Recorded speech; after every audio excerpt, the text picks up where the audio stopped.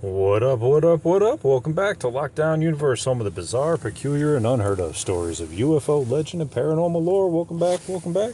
Happy to be back. Hopefully you guys are doing excellent and taking care of yourselves. Boy, it has been a while and I'm glad to be back. I've been really pushing hard to get content out on TikTok, and it seems like TikTok might have gone the way of the dodo bird.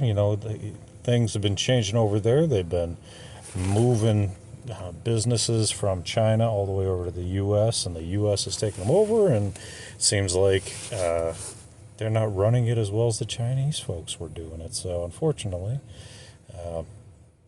we may see it go down. We'll see. I think I'm going to be starting to doing some more long form podcasts on YouTube, and we'll be doing some here as well. So just pushing back into podcasting and doing some video podcasting too, because I think the video will be really cool. I haven't been able to do video recently with long form podcasting, so I'll be able to open up the lab again and we'll get some video in. We'll be able to examine it. We'll be able to have some fun and really just kind of get into some fun and weird stories and get our minds off of the current news, which seems to be dominating our minds and our souls and our spirits. So I think we need to get off of that and get more into maybe outer space.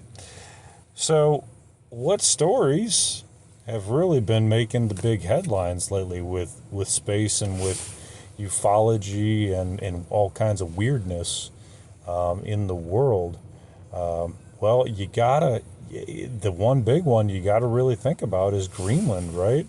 It's taken over news, and it's taken over world politics. Now, I don't get into politics on the podcast too much, but I think Greenland is so desired by America because it has military strategic importance, defensive positioning, desirability, but I think that also nothing's ever as it seems when it comes to U.S.'s interests anywhere. The last time America wanted to go in and dominate a country, they said it was for weapons of mass destruction, and we didn't find any, right? And we certainly looked, and we certainly took a lot of things, right? We took a bunch of gold, as we saw in that movie Three Kings with George Clooney and Mark Wahlberg and Ice Cube. One of my favorite kind of comedic and war movies. Great film, and it was a legit film based on a true story. So, but that's just one thing, right? And I want to bring this back to alien stuff, but the other portions of Iraq and the Afghanistan conflict was that there were a lot of paranormal stories that came out. One of the theories was that we went over there for the Ark of the Covenant. That was one of the theories, that they had found it in quote-unquote Babylon, and it was in Iraq, and Saddam had found it, and that was potentially the weapon of mass destruction. If they found it, they never told us American citizens. Now, the other story is that there was a giant of Kandahar, and that he was ripping humans limb from limb, and a military group of SEALs went in there, of 6 SEALs, and he was ripping them apart. And they sent another SEAL team in there to battle, and there was like 10 SEALs shooting at this guy, this huge 14-foot tall red-headed giant, and they weren't able to take him down. And finally, they were able to get him down after like a half-hour battle. I can't imagine the rhinoceros skin that this dude must have had to just plink off, 5.62 rounds of NATO rounds coming out of these weapons that we have, right? I mean, the stuff comes out at sheer velocities that is insane. The amount of powder that they have in those cartridges is really, really powerful. It shoots much faster than, your handgun or, even a powerful, 44. It's got so much gunpowder to it. So the piercing capability is very strong. And that's the reason they have them, is because they can pierce through, low level body armor. It can't pierce through high level, but low level it can pierce through. And it can pierce through vehicles. It can pierce through a lot of things. Handguns could do that too, but the piercing velocity of 5.62 NATO is far superior. So there's multiple different paranormal stories that came out of Iraq. And we wanted to go in there and take it out and take it for ourselves, and then they transition the power to somebody that we can control, right? Greenland is huge. It's a lot bigger than Iraq, I can tell you that. And it has a lot of minerals and rare earth material that we could use. What else could Greenland have? Well, let me tell you. There is a story out that a professor was given a conversation about to individuals. This video is on the internet. They didn't indicate who was speaking, so I wish I had that information. But he was speaking to a group of individuals on a stage and had video and pictures, well, pictures at least, of this ship, reported alien ship that had been buried there 55 million years ago. And this ship was 300 miles long, 55 miles wide.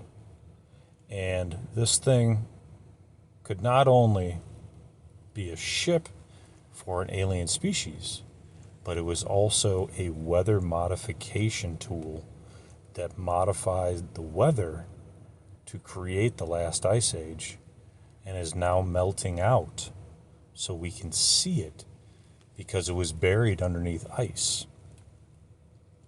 So it's feasible that through satellite radar and tech and intelligence that we were able to see this thing starting to melt, maybe starting to power back on, or not, and we were able to do some deeper recon on it using tools that we don't even know about here in the civilian sector, and seeing, maybe through the ice, what was actually under there, and that we desire it, and that we might actually be the ones that know about it. And we hear the U.S. president talk about how Russia or China would really want this property. Well, maybe they know. Maybe the U.S. knows that once Russia and China find out what is truly in Greenland, they will go in to dominate it. Now, we do have bases there, at least one base, maybe multiple, I believe multiple. And we could defend it to a certain degree. But if we go there and we make a deal, then we would have even further interest in it, and therefore being able to not only block out China and Russia, but block out anybody else that would have interest, and declare certain zones no travel zones, no flyover zones, and therefore nobody would be able to see it. And we would be able to block it off using our technology, which they might already be doing temporarily until we can gain foothold there and claim it as United States territory. Denmark's relatively small, even though it is quote-unquote theirs.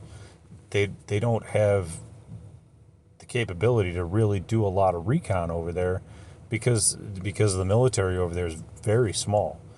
And I mean, multiple sources have stated that all they have over there is a few dog sleds and a small police force. So for them to do a lot of recon in a lot of these icy areas is probably pretty minimal. So it's very understandable how the U.S. government could see this information, this intel, then make it actionable, and then want to either take it by force or take it through diplomatic means. I like that we're trying to do it diplomatically. I don't know as if there'd be a force that would be sent over there. I did see that Denmark had sent a force, started to ship in soldiers in there. A couple other countries from NATO did as well.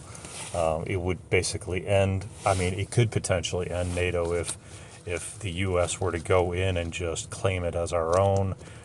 If there was any battle, then that would be, potentially compromising to the U.S. But I think most countries know that they don't really want to mess with the United States after we went in and took out the Venezuelan president with ease and with high tech that most militaries don't have, or at least haven't shown.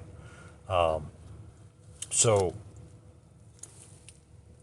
if we go in and if we take over this ship/weather modification device, would this increase our military presence across the world? Would we use this to change the weather in other portions of the world for our benefit? We know we already have HAARP, and HAARP is able to control a lot of weather, and HAARP is reportedly up in Alaska, and Alaska has a broader reach than the middle portion of America. They can reach over to Russia, China, and all of the Pacific Rim over there. But could we also control larger swaths if we have Greenland, right? So if we have Greenland, then we have access to Europe, access to the northern portion of Africa, and lower, probably middle to lower Africa as well. If they had a weather modification device. Now, this weather modification device could very well just control all of the weather in the entire world if they have power. It's just so big. I mean, that has to be much larger than HAARP. So if they can control all the weather, they definitely have control over militaries, for example. So if they have control over militaries, they just, let's say, France sends over some ships or some planes to America because they're pissed that we took it. Then they can control the weather around those planes, take them down, right? They could take out their ships, wherever the ships might be. They can do a lot more with that device than any smaller military tool in our repertoire.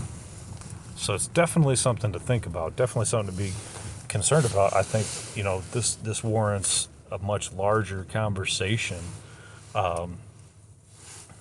And I think I definitely want to do a part 2 to this as we do a little bit more research into it. But I wanted to get this out and start the conversation. Because even if this tool doesn't exist here, it may exist within the Ark of the Covenant, which we still don't know if it's ever been recovered. So I'd love to hear your thoughts. I'd love to have you put your comments in the comments section. I'd love to have a conversation with you. I will be doing some video, long form podcasts, putting them out on YouTube. So I'm excited for the future there, and we'll see how things turn out. We're going to be putting some more time in, and we'll see how the progress goes. But I'd love for you guys to please share this, and please visit us over on YouTube, on TikTok. I'm going to be uploading the shorts from TikTok over to YouTube. So if you just love YouTube, you'll be able to see some of the shorts that have been made over the past couple years on YouTube, and we'll be doing long form over there as well. So I love you guys. Take care of yourselves. Stay positive, physically, spiritually, emotionally. Follow through on your hobbies and your goals and your dreams. And as always, continue to question the universe around you. Until next time, guys, take care, and Lockdown Universe out. Peace.